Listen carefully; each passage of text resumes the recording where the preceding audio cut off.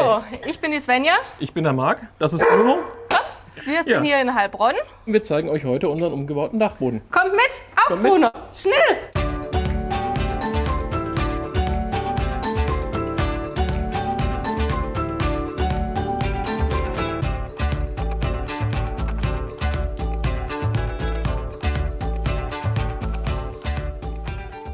Das Haus ist von 1927, es ist ein altes Fachwerkhaus und wir nutzen es als Mehrgenerationenhaus.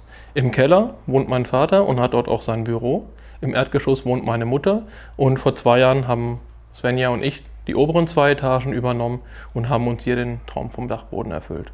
Der Dachboden hat nur 45 Quadratmeter und ist mehr oder weniger auf 3 Räume verteilt, die aber offen gestaltet sind. Und darum sind die einzelnen Bereiche sehr klein gehalten und wir mussten dann auch gucken, wie wir die ganzen Möbel anpassen. Das hier war einfach nur ein Abstellraum und wir haben schon in der unteren Etage gewohnt und ja, waren dort räumlich leider etwas eingeschränkt. Und so ist dann irgendwann die Idee entstanden, dass wir hier oben Küche, Wohnzimmer und Esszimmer hochbringen.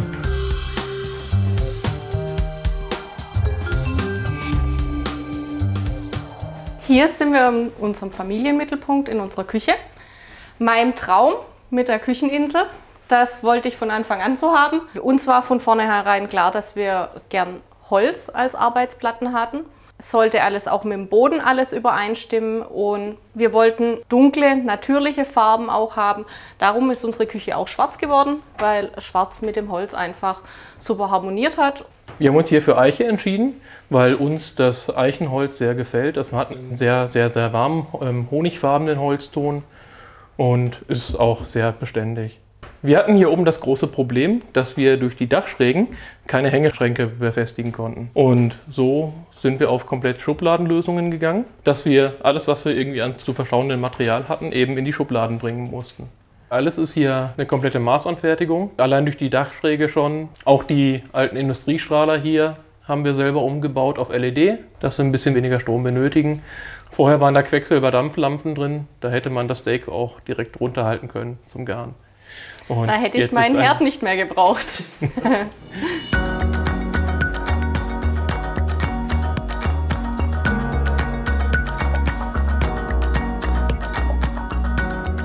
Uns war es beim Umbau wichtig, dass wir die alten Fachwerkbalken auch schön erhalten. Wir haben sie alle mit einer Rotationsbürste sauber gemacht.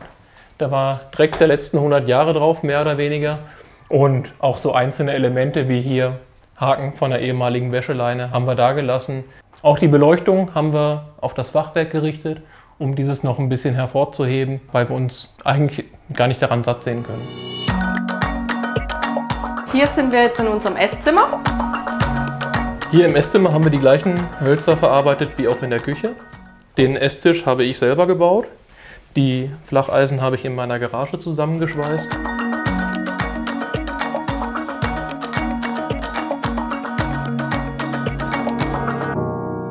Zu den Fenstern. Wir hatten im Vorfeld ein einziges Fenster, das war genau an dieser Stelle. Das war uns hier oben dann doch ein bisschen zu wenig, da kam nicht wirklich viel Licht rein. Licht. Wir wollten viel Licht hier in der Wohnung haben. Und wir haben unseren Fensterbauer damit beauftragt, die komplette Stirnseite mit Fenstern auszubauen. Der Ausblick war uns wichtig. Wir können hier über ganz Heilbronn schauen und einfach auch die Aussicht genießen.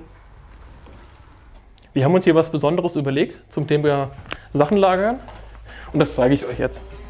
Dazu müssen wir erstmal die Pflanzen zur Seite stellen.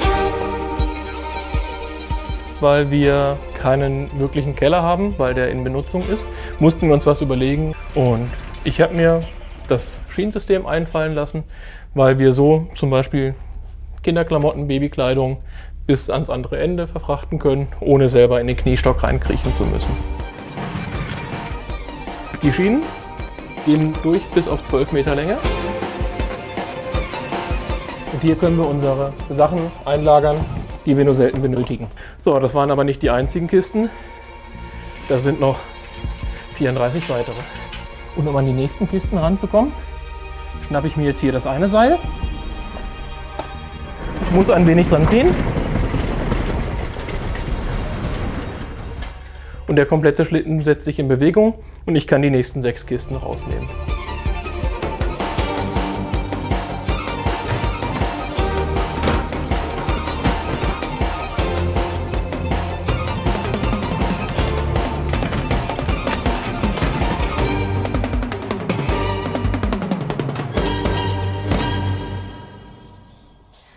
Dann zeigen wir euch unser Wohnzimmer. Kommt mit!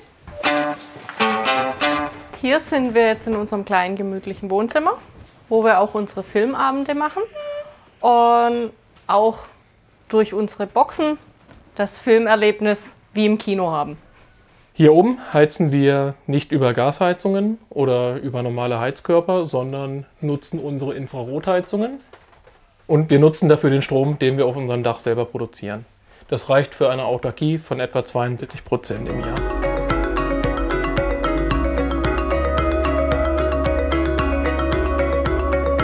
So, und ich zeige euch jetzt unser kleines Gästebadezimmer.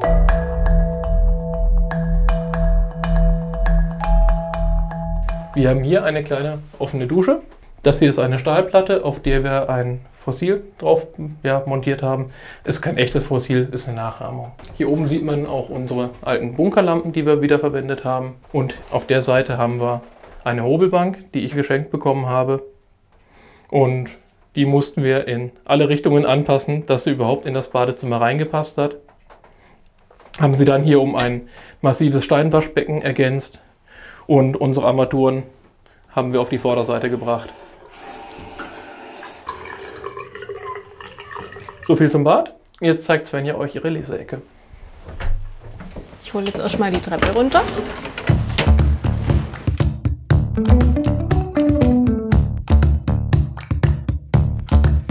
So, willkommen in meinem Reich. Es ist meine kleine Leseecke, meine Kuschelecke. Hier bin ich meistens im Winter oder in der Herbstzeit, wenn das Wetter schmuddelig ist. Ganz viele Kuschelkissen, ganz viele Kuscheldecken und hier fühle ich mich dann wohl und verkrieche mich mit meinem Buch.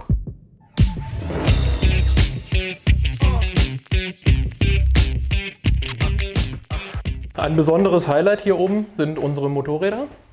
Erstmal ungewöhnlich, dass man Motorräder auf dem Dachboden stehen hat, aber das war uns wichtig. Das weiße Motorrad war ein Unfallmotorrad, das ich in minutiöser Kleinstarbeit wieder aufgebaut habe.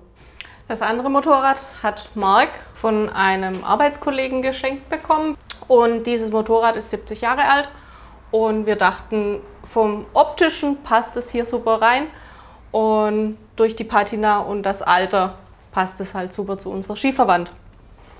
Wenn neue Besucher kommen, die sind dann doch sehr überrascht, wenn wir hier oben Motorräder haben. Aber genug von hier oben, wir nehmen euch jetzt mit nach unten. Hier stehen wir jetzt an einem unserer aufwendigsten Teile hier im Haus, an der neuen Treppe. Die alte, die war deutlich schmaler und war komplett zugebaut. Die Treppe habe ich selber konstruiert und auch selber gebaut. Die besteht hier aus Stahlwangen, die ich in der Garage zusammengeschweißt habe. Und beplankt haben sie mit dem gleichen Holz, mit dem wir auch die Arbeitsplatten oben beplankt haben.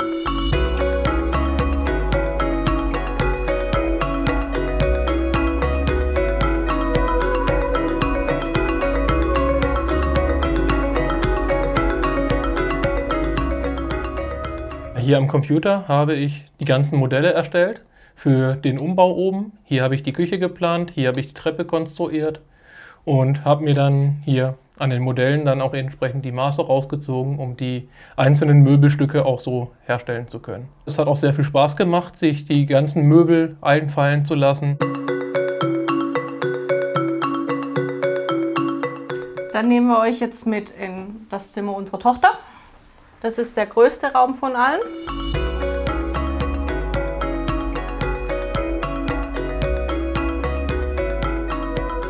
Hier in dem Raum hat sich früher unser halbes Leben abgespielt.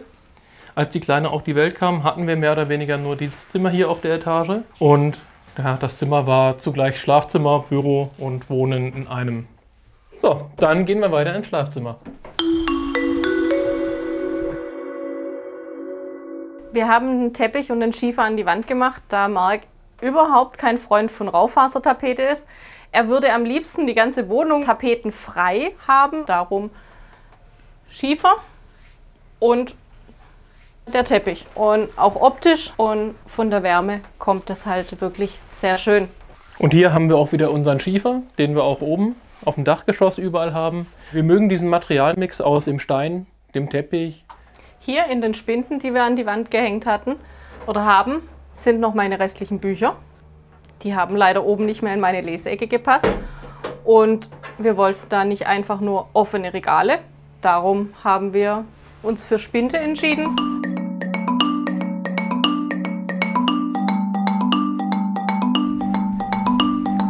Und jetzt gehen wir zu uns in den Garten und zeigen euch unseren hübschen Garten.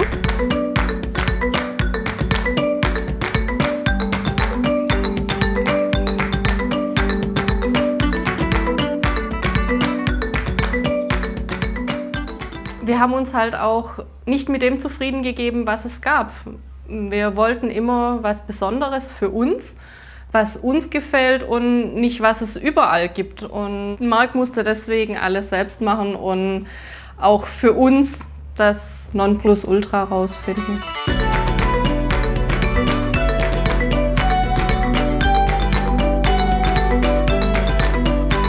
Das war die SWR Roomtour in unserem ausgebauten Dachgeschoss. Wenn ihr noch mehr Häuser oder Wohnungen sehen wollt, dann abonniert den Kanal und guckt hier oder hier. Tschüss! Tschüss!